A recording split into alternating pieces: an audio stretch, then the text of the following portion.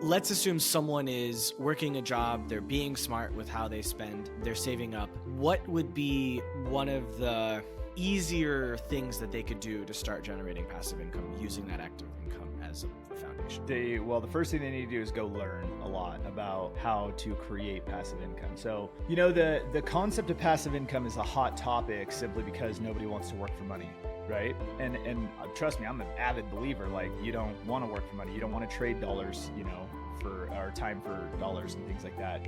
I'm the heaviest believer in that. But you also have to at least understand how to manage an asset, what an asset is. I would tell people right now, until you go read 20 to 50 books on investing in various different, markets and industries and so forth, don't try to go get passive income. I don't think you're going to. I think you're going to go make stupid investments. Joe Rare is the owner and CEO of Level 9 Virtual, a first-in-class service provider of virtual assistants. The funny thing about this company is that it's completely run by virtual assistants. I thought that was really interesting. He's also the owner of 3 other companies, as well as 5 wedding venues, and he invests in other companies, advises other companies in his spare time. Joe is a very interesting guy to talk to. We talked a lot about creating passive income and defining how you want to live your life and how you want to use that money to the best of your ability to do what it is you want with life. It was a fantastic conversation. I know you're going to love it. Let's get to it. What is your definition of passive income? So income that doesn't require you to physically work. And so that could be, even if you're operating a business, you could create a business that has passive income by employing other people to actually do the work, and you don't have to be a part of it. And that's kind of my claim to fame, is my ability to do that. So then I also look at things like, real estate investments, which we do a ton of real estate investing. Those are very passive because I literally don't touch them. And so once we invest in a property or something, it gets up, we have rent rolling in. There's not much management or anything that needs to go into it. That money comes in in a passive way. So for me, it's if it's hands off and it doesn't require my physical presence, then it's passive income. I've seen recently that millennials, and particularly Gen Z, believe that they need to make at least $500,000 a year to survive in America. How do you feel about that statement in particular?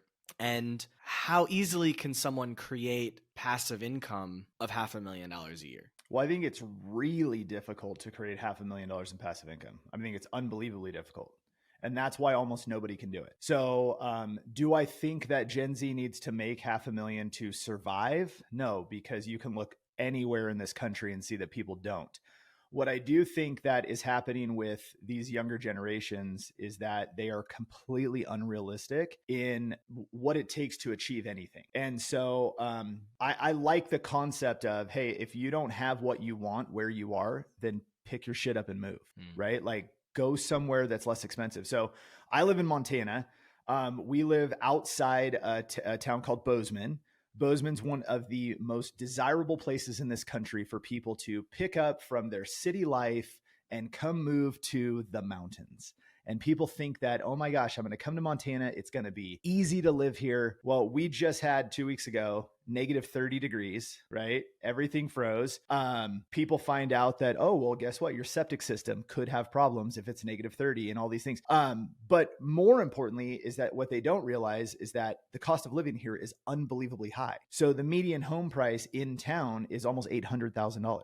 Well, with 8% interest rates, you are not purchasing that home and having less than a $6,000 or $7,000 a month mortgage payment. And so when you look at what Gen Z or, whatever they feel like they need to earn, that's because they want to live in desirable places. Well, guess what? If you don't have the skills to produce that level of income, then you need to pick a new place to live that has lower cost of living. Like, guess what? Oklahoma City, it's way cheaper. And if you're not skilled enough to earn the amount of money that you need so you can live in the place that you want to live next to the beach or up in the mountains or something, then you have to do something different. And that is where the rubber meets the road, and where these younger generation kids, they're not willing to pick it up and go somewhere cheaper. They're not willing to admit that they don't have the skill set. They don't have the discipline to go make the kind of money that they think they need to make. And that's what I see over and over again when we employ people, when we, we're looking at building businesses. Like, we see this everywhere. And part of it is discipline. The second is they just lack skills. So typically, when I do interviews, I'm making the assumption that the audience is already a business owner. The audience. Sure. Let's say, for example, they're not. For the purpose of this interview, let's start off with the assumption that they're still an employee, or maybe they're still in college. I don't know. How would you start to create passive income if you're, let's say, in college, or you're out of college and you're working for somebody else? Save every single dollar. Stop spending money on dumb shit. Look at ways to provide more value to your employer if you have a job. Look, the answer to all income is being valuable. So you will be paid and you will earn based on the value that you create for the market. It's meritocracy. It is meritocracy at its best. This is the best thing about business in America, business in capitalist countries, is that those who provide the most value to a marketplace that wants what they're selling the service or the product, whoever provides the most value gets paid in proportion to the amount of value that they create. So where we see this big problem is people want to create passive income. Passive income starts with active income. Start with active income. You have a job, or maybe you're going to start a business. You are going to grind your face off. You are going to work your ass off. You are going to pinch pennies and save every dollar that you can possibly save. Then you can make investments into passive income vehicles. So those might be investing in a business.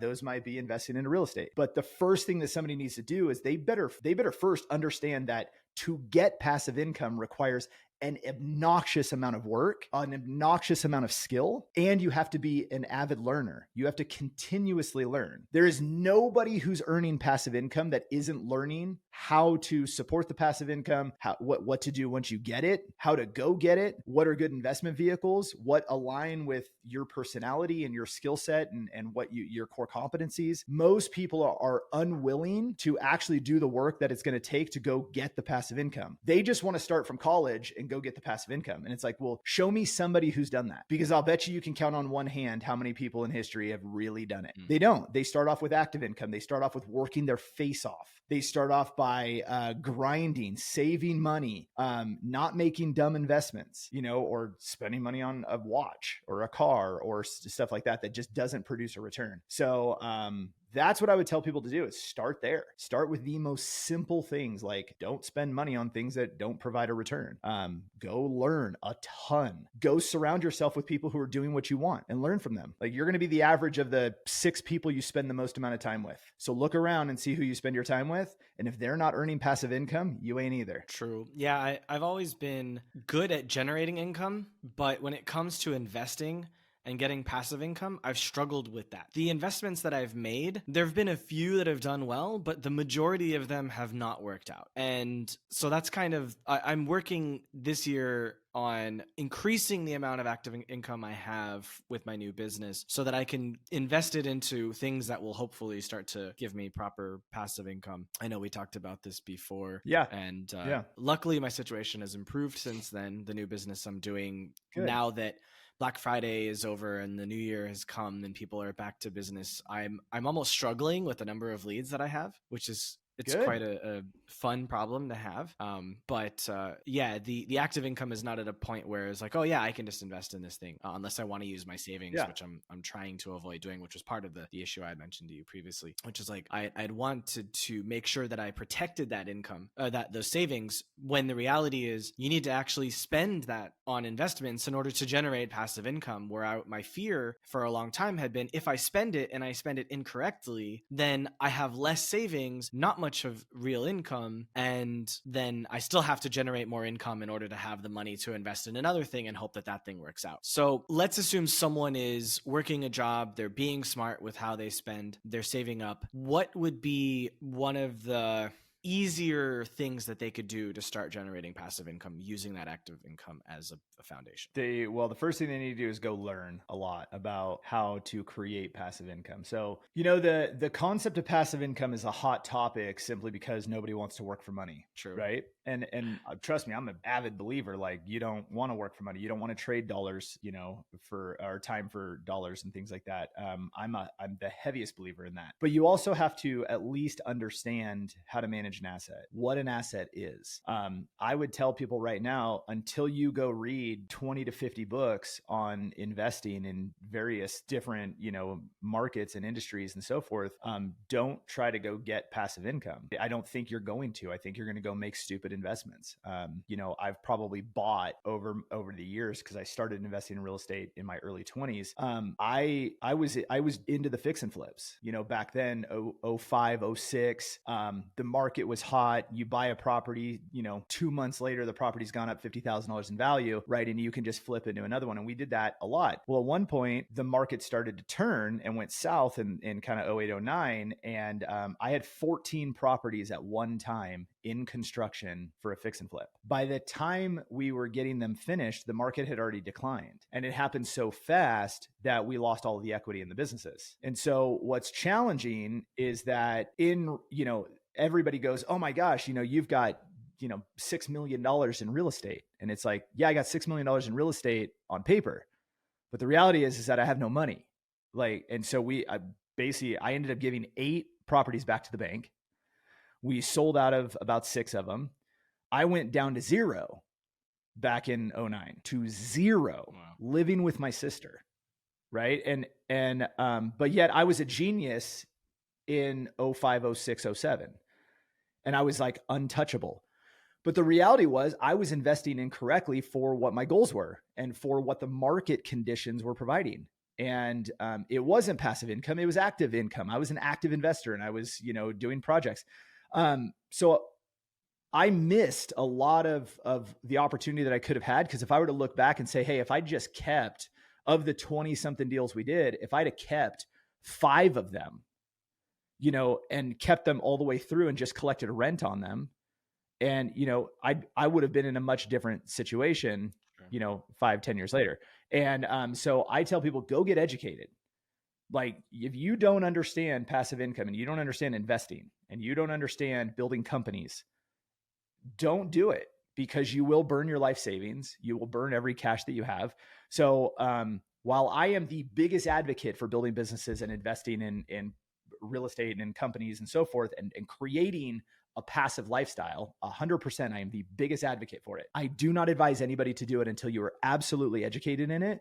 And that when I put $1 in, I'm getting 2 back, because you can go walk into a project, and if you don't understand what you're buying and what you're investing into or what you're starting, you could very easily put $1 in and get 8 cents back. And it ain't going to be good when that magnifies up to hundreds of thousands of dollars. So I would say start with education first. Understand everything. Go read every book you can get your hands on. Again, like I said previously, creating passive income starts with active activity. It starts with active work. You have to go educate yourself. You have to work. You have to save money. You have to, start out with small investments. Partner with somebody who's doing something and just say, hey, like I got 10 grand to put in. People would love it if you become the labor force for them. Hey, let me manage your property for you for a piece of the equity, right? Things like that are a great way to learn. And that's what I would tell people to do first. So I know that's not the answer anybody wants to hear, but it's the reality of it. I definitely started my software company without any understanding of what it means to develop software.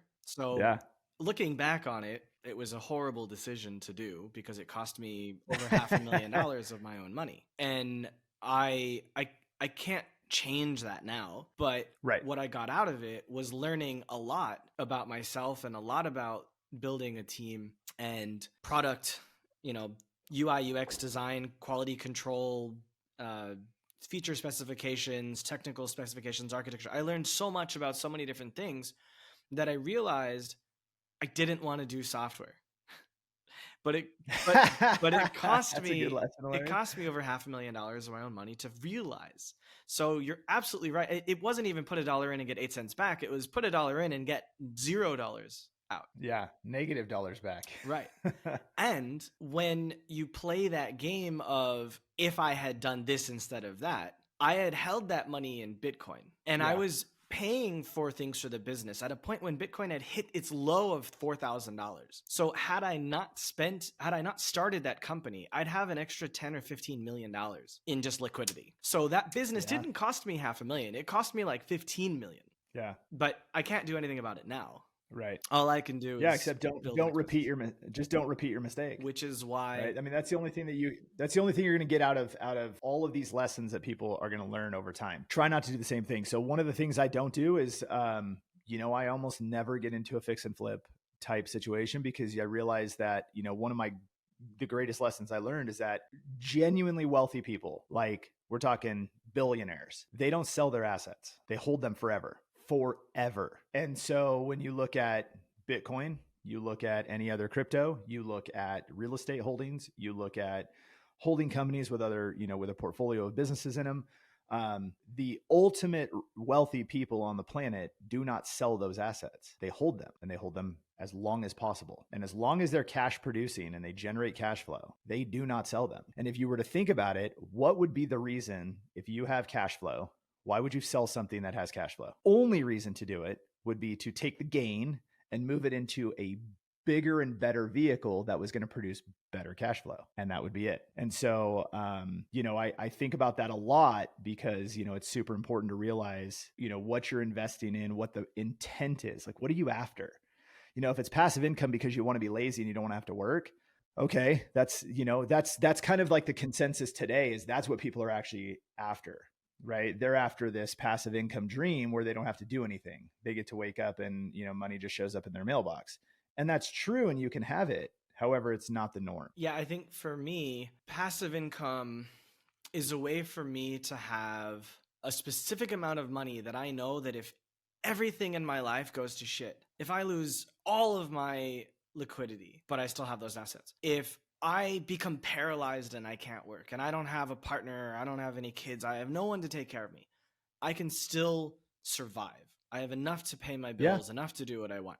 And for the vast majority of people, it's only like my expenses are $3,000 a month. Now I'm single. If I had a wife, maybe, okay, $5,000 a month. If I have 2 kids, okay, maybe I need $10,000 a month now. But I also want to help my parents because they don't have enough. They have zero sources of passive income. They have a property, but the property's paid off and they live on it. So when my dad retires, he's living on the money that the government's going to give him, which between you and me, it's not enough for 2 people to survive on. The only way that my dad can retire is if I give him money on top of what the government's going to give him, which I need to give him at least another $6,000 or $7,000 a month for my mom and him to survive on top of the money the government gives him, which means for me to have the ability to take care of my parents and have a wife and 2 kids that are in school and to still travel and all that, I need to make at least $250,000 a year. Mm-hmm. So there we go. If I can have $250,000 of passive income, everything in my life can go to shit and everyone can still be taken care of. Yep. I think I think what's interesting is you said the only way for your dad to retire is X. And the reality is that he could find a way to make some investments that would cover him, right? He could. Now, is he going to learn how to make those investments? No, he's not, right? So we have to recognize where people actually are and what their limitations are and what challenge that's going to cause, everybody else down the line. My family, same situation. My parents are not wealthy. They do not invest. They don't have assets outside the home that they live in, which is an expense. So I absolutely 100% understand exactly where you're coming from. And, they're both retired at this point, but they're, it's like they're living off of the pension that my dad had. And, the government money that comes in, and that's what they've got. And so it's a very different, we live in very different times with very different expectations of us as the younger generation to them on what we're going to have to pitch in and provide. It's just a different world. And, it was easier probably. I mean, you're in Portugal right now. It's easier in Portugal, right? They live multi-generational homes, right? So they live that way by culture. So it makes a lot more sense because it's no big deal if mom and dad live with the family because that's just the way they do it. And for some reason in the United States, we have really gotten away from that and we are completely separate households, which make things way more expensive. True. Um, A lot you know, of there was an interesting, cultures, a lot of cultures live, what's that? a lot of cultures live multi-generational, and The majority of them do. yeah, and I live Like in the China.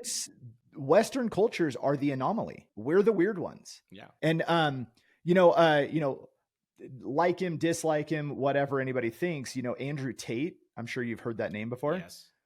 He and his brother lived together. And the philosophy was, why would we go have a place that we pay rent on or whatever separately, so we have double the output of expenses? We buy cars separately instead of just share everything. And if we just share everything, our expenses go down, we can make more income, we can make more impact, like all those things. And so Andrew Tate isn't the topic of the conversation. It's the methodology of like, well, why are we so separate? It requires us to go earn way more money to be able to support the people in our lives that we need to support, versus if people lived in multi-generational households, it'd be a lot easier, right? Like your cost would go way down. I first Anyway, there's that. encountered this type of living style in China. And Mm-hmm. when I first got there and I started to make local friends, and they would tell me about the struggles that they had being kind of expected to give their parents money every month from their salary. And I was like, that's crazy. Why would you do that? Like, you got to take care of yourself. You know, I was putting my American philosophy onto them.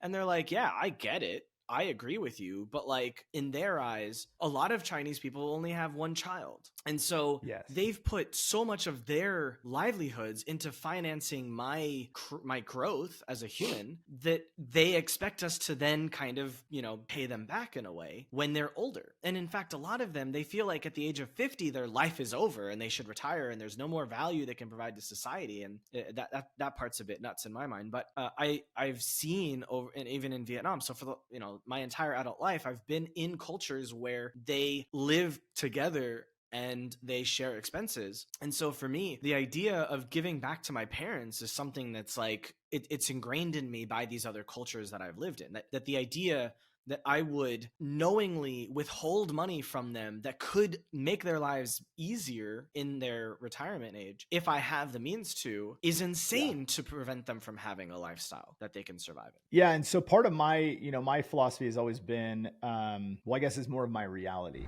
Hey, just give me 10 seconds of your time. I really appreciate you listening to the episode so far, and I hope you're loving it. And if you are, I would love to ask you to subscribe to the channel, because what we do is a lot of work, and every week we bring you a new guest and a new story, and what we do requires so much love so that we can bring you something amazing. And every week we're trying really hard to get better guests that have better stories and improve our ability to tell their stories. So your subscription lets the algorithm know that what we're doing is fantastic. And no commitment, it's free to do. And if you don't like what we're doing later on, you can always unsubscribe. And either way, we would love a like if you don't feel like subscribing at this time. Thank you very much, and we'll take you back to the show now. Is recognizing that, okay, my parents didn't make investments.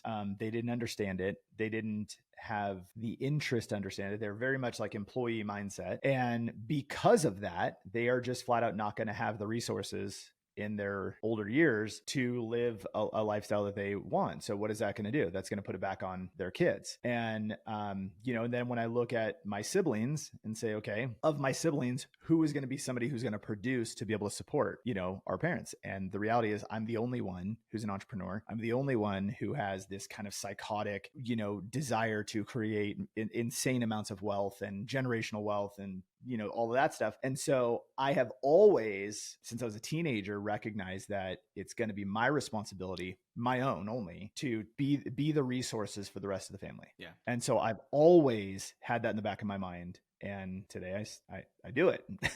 And now's the years I pay out. So I recognized that as well a long time ago. My brother was always the finance guy. So like he's spent the last, 15 years always looking at my parents' finances, trying to help figure out how he can tweak this thing or that thing. Oh, we need to refinance your mortgage. Oh, we need to do this. Like, so he does that stuff where Recently, when I was back last year, I spent a few weeks of my time trying to find ways that I could explicitly cut their costs. Because I was like, you're trying to retire, and like you're spending $150,000 a year. It's like, what can we get rid of? And within 2 weeks, I cut about $9,000 a year in expenses from their personal spending. But like, it's still they need to cut it in half at least, like or less. The problem is freaking cars. Like my mom desperately needed a car. She had a 16-year-old car. It was falling apart. I was able to save her $6,000 off the sticker price of the car, and I was able to get $6,000 off the loan by convincing them to give her a better offer. They went from the first offer was 6.99%. The second offer was 2.9%. So literally $1,000 a year savings on the car. So saving $12,000 on the car. And I paid $500 towards a deposit, so they would have like one less month of payments. And between the car payment and the mortgage, the car loan payment, the gas, and the insurance for the car, it's still almost $1,000 a month. And they've got 2 cars, and that's not including their freaking health insurance. So it's like, and then the house costs $30,000 a year between HOA fees and the maids and the landscaping and flood insurance and hurricane insurance and property tax and all of these things. It's like there's just like no way to cut down on costs unless you just leave America. Like I don't see how they can retire in America. I mean, it's a reality people are living with, and so again, you have options, right? Everybody has options. Yeah. The options are go somewhere less expensive, downgrade into something that's less costly.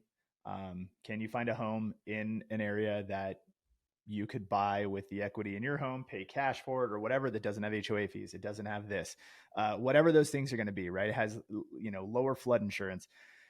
The reality is that there are options that will absolutely give somebody what they want. They just don't want to do what it's going to take. And that's the reality of it.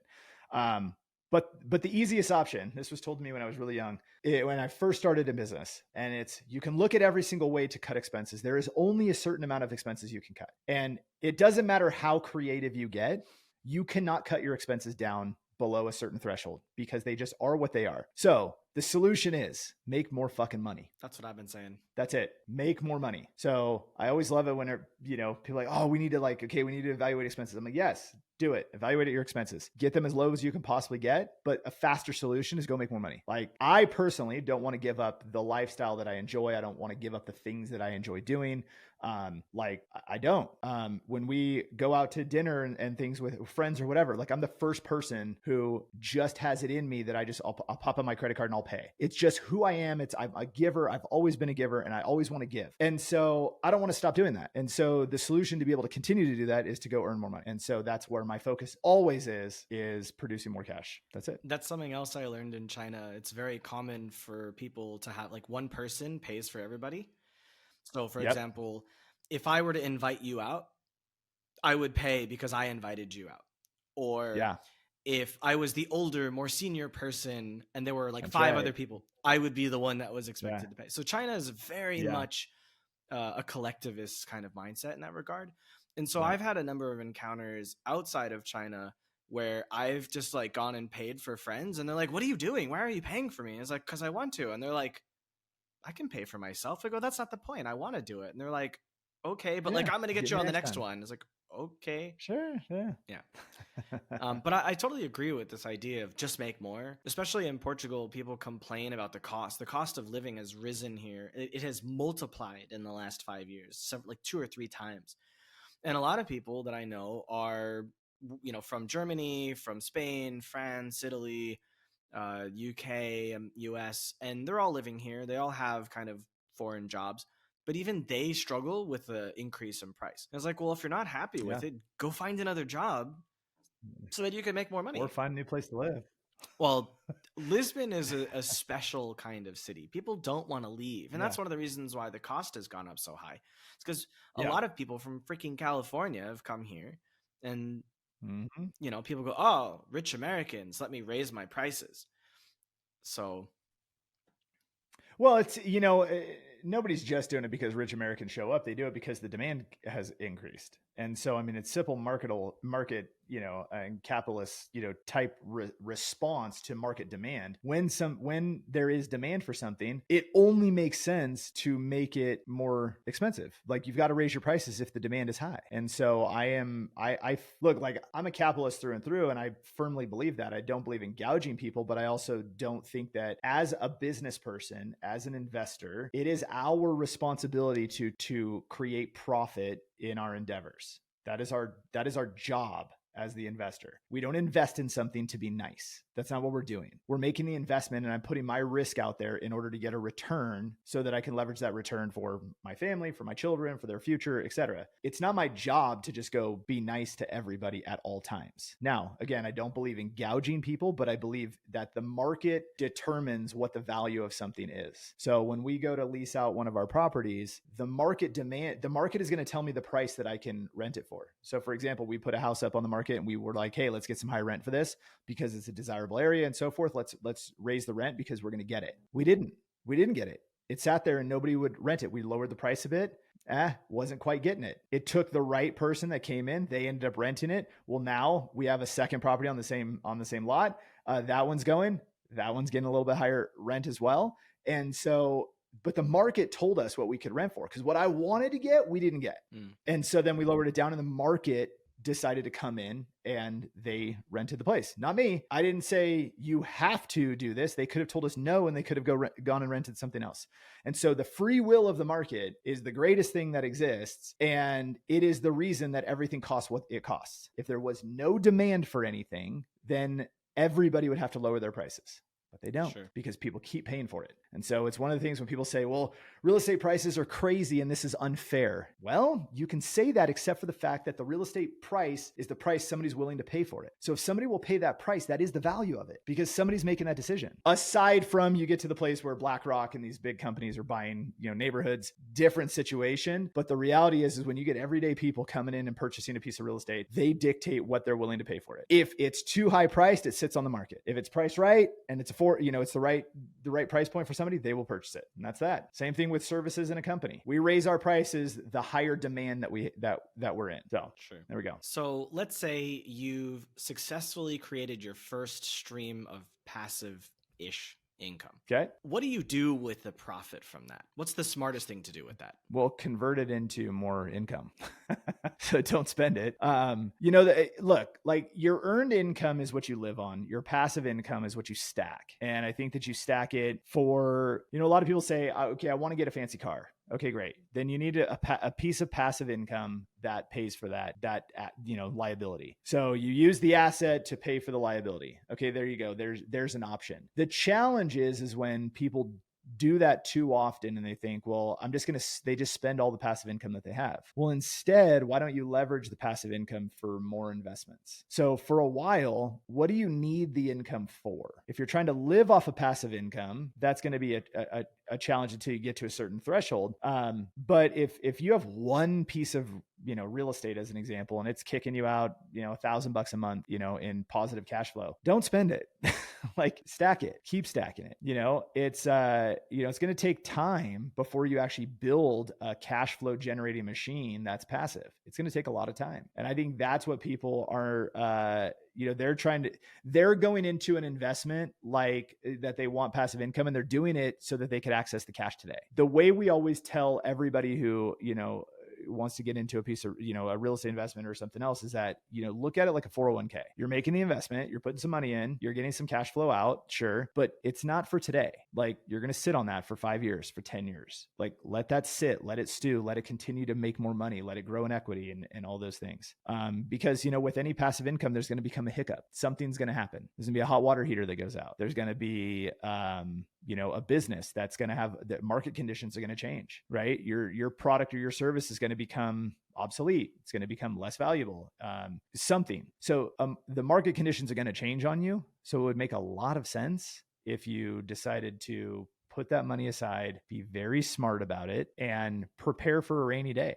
I look at passive income as, it could be your fund money, it could be your generational wealth money, all of those things, but it shouldn't be what you need to live on in your first investment. Because if you need to put that back into your pocket in order to get through the day, you're going to be without passive income pretty quick. So At what point do you think it becomes necessary to think about creating a trust? When you have something to protect. $1,000 a month isn't something to protect. Right? Obviously. There's just not much, right? You start to get into something where you have something that could be taken away. There's $100,000 in equity sitting in a house. There's $500,000 in equity sitting in a property.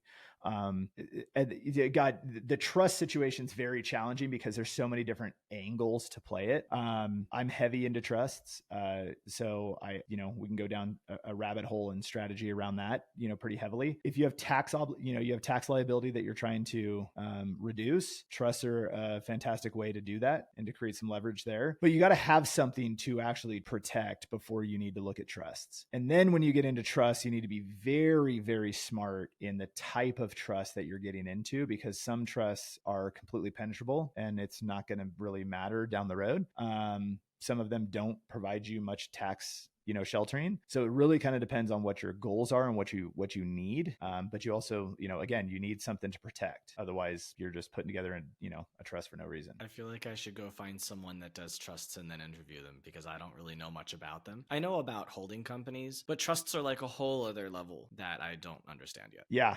Trusts are very interesting. I studied them for probably 5 years before I finally pulled the trigger on setting them up. Wow. So, I spent a lot of time. I went to every single person who was making waves in the world of trusts. One of the things we were trying to do was get to these uber wealthy, attorneys who, the people who manage back offices for like Trump and the Rockefellers and, these very, very unbelievably wealthy individuals.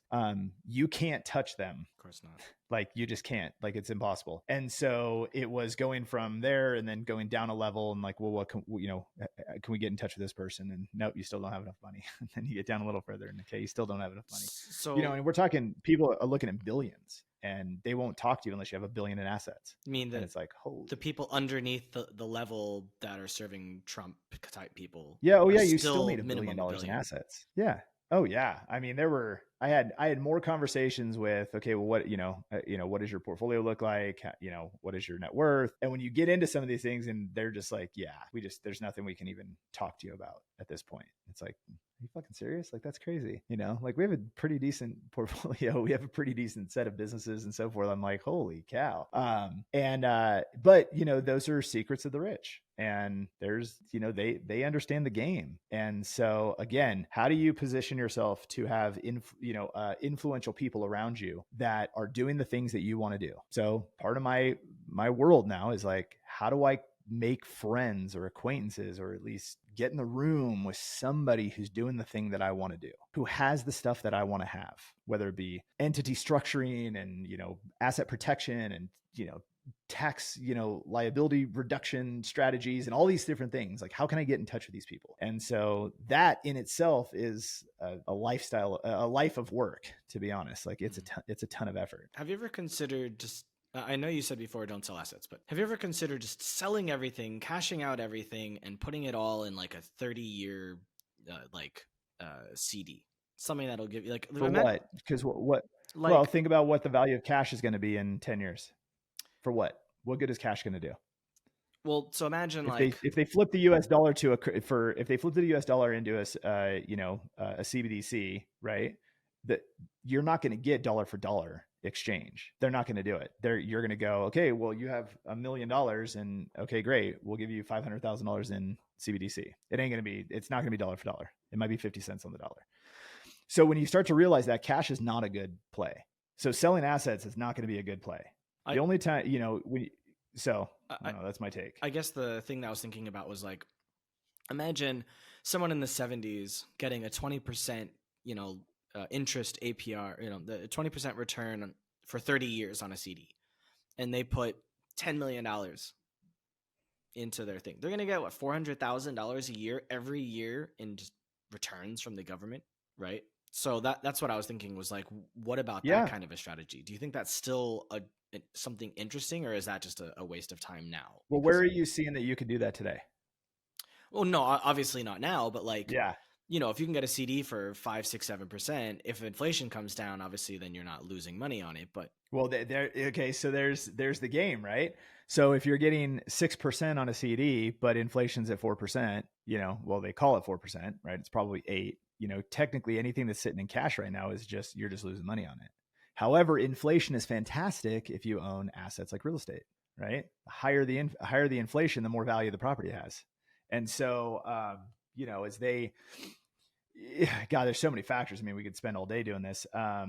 There's just going to be opportunities for people to get into real estate and, and just gain ungodly amounts of equity, all based on political cycles and the way that they manipulate inflation. And as these things go up and down and these decisions have to be made, like everybody has enormous amounts of opportunity. COVID was a very interesting time where wealth just literally just got sucked up to the, up into the top 5% of people.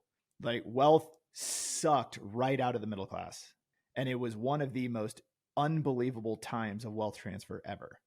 And so, but there's more times that happens that people don't recognize because they're not playing the game. So this goes back to the whole idea, how much education are you giving yourself to understand when these cycles are hitting? We're in the middle of an economic crisis right now, and nobody's really paying much attention to it. Nobody's giving a lot of attention to it. You want passive income, there's an opportunity right now to go buy businesses from every baby boomer that's trying to get out of theirs. Huge opportunity right now. But does anybody listening who's trying to create this passive income, do they know how to go buy a business from a baby boomer? And I'm talking about like the boring businesses, right? Go buy a plumbing company, right? Does anybody know how to do that? How to structure the deal? Well, they probably don't. So they're not going to. I've thought about this. I've thought about what you're talking about. And there's a woman, Cody Sanchez. So you've probably heard the name. I love Cody.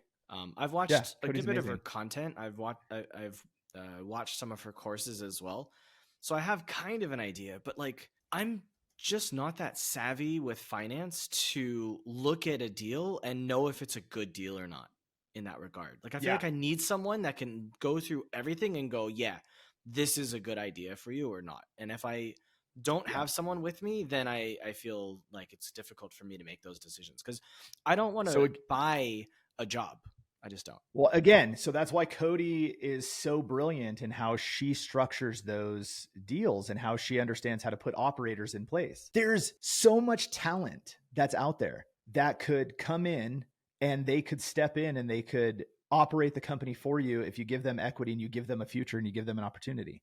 Unbelievable amounts of people have the skill set. The challenge is that nobody wants to put in the front end work to create the passive asset that somebody else runs for you and lets you sit back and collect the checks as they operate the company. Nobody wants to do the front end work. Nobody wants to learn how to execute. Like it's a ton of work to understand how to put a deal together. It's not easy. Cody didn't do it overnight. Cody freaking was, on Wall Street. So she understood deals. She understood how all that stuff works. So she came from a place where it made a lot of sense for her to step into this. She just did it in a different way and then built a brand around it. But everybody has the ability, has the potential to go do exactly what we're talking about. The difference is, are they going to? And from what I see, the majority of people won't. And so, who we're talking to in this conversation is the few. It's not the everyday person. It's not the everyday American or anybody in Western society. It's not anybody. It's the people that have the interest to create these levels of wealth and these passive assets and all these things that are going to go do the work. So again, like I will come back to every single time, there is no passive income. There is no such thing as passive income without front end, massive effort. That's educating, that's putting in the grind, that's getting dirty, that's doing all of those things that will give you the opportunity to create passive income. Yeah. I wish there was someone that could just come along and go, hey, I've done all the research. Here's an opportunity. I've got a guy that'll run it for you.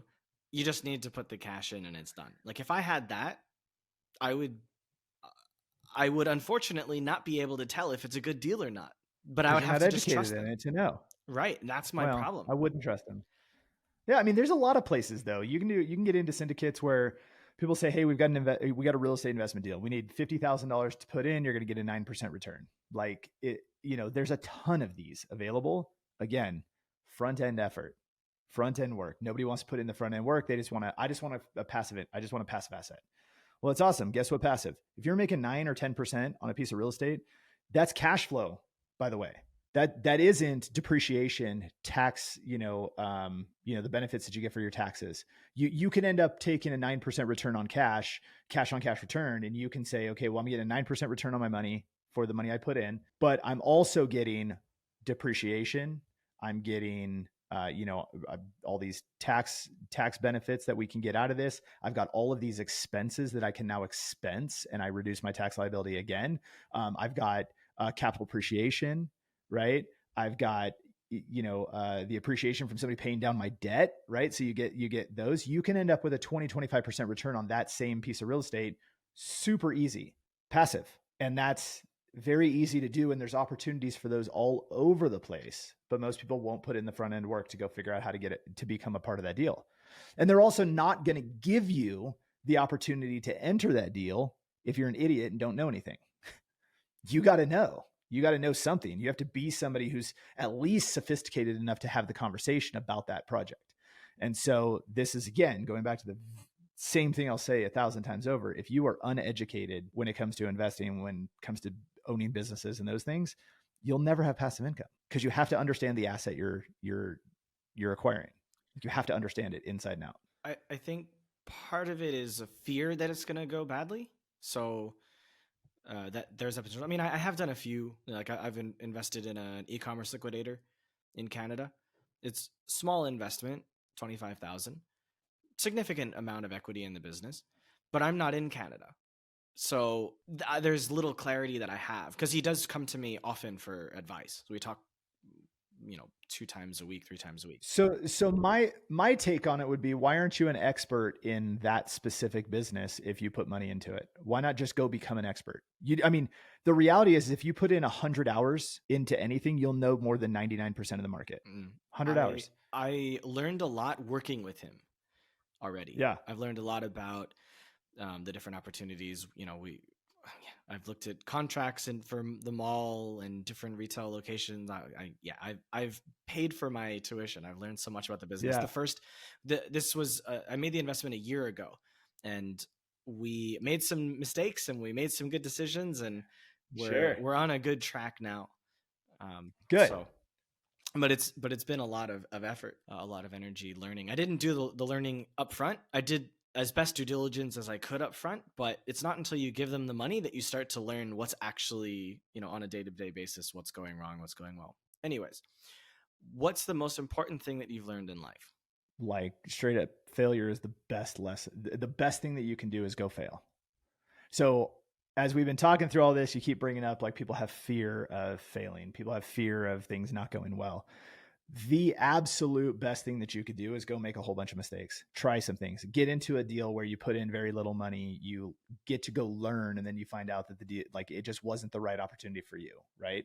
So maybe you get your money back out. Maybe you lose. I think that failing is the greatest thing that you could do in your life to create success. So one of the things I like to share when I get interviewed on podcasts all the time is the reason that we're able to build multiple companies so fast and get them from zero to, significant income to, 7 figures, in weeks or months, is just the fact that we will go make more mistakes faster than almost anybody else. And we'll go ask people to buy our service, buy our stuff, before we even have a landing page up, before we even have any sort of a business or a brand around it. And we'll figure out if the market's going to buy what we have. And so, we started a data resolution company. And one of the things that we did was, okay, we have no name, we have no website. We ended up putting up just a landing page. And I just went to, a group of prospects that, might be interested in what we had to offer. I put out an offer and said, hey, listen, here's what we've got going on, and this is going to be coming. And we want to let you guys in first. We want to see if this is a good fit for you guys. And then boom, it was like, up to 50 clients in a week. And it was like, okay, this is a real thing. Okay, we should probably create a brand around it. We should probably build a website, right? So the difference was we were willing to go out and actually try and go fail. And we made a whole bunch of mistakes along the way. But go out and make all of these mistakes and go fail as many times as we possibly could in such a short period of time that it looked like the business was an overnight success. And everybody's like, "Oh my God, how'd you do that so fast?" And it's like, well, we made 4,000 mistakes. We just did them faster than you would. While you're sitting here trying to figure out how to create a logo or like, what am I going to call this thing? We already sold 50 people. We'll figure out that stuff later because that doesn't matter.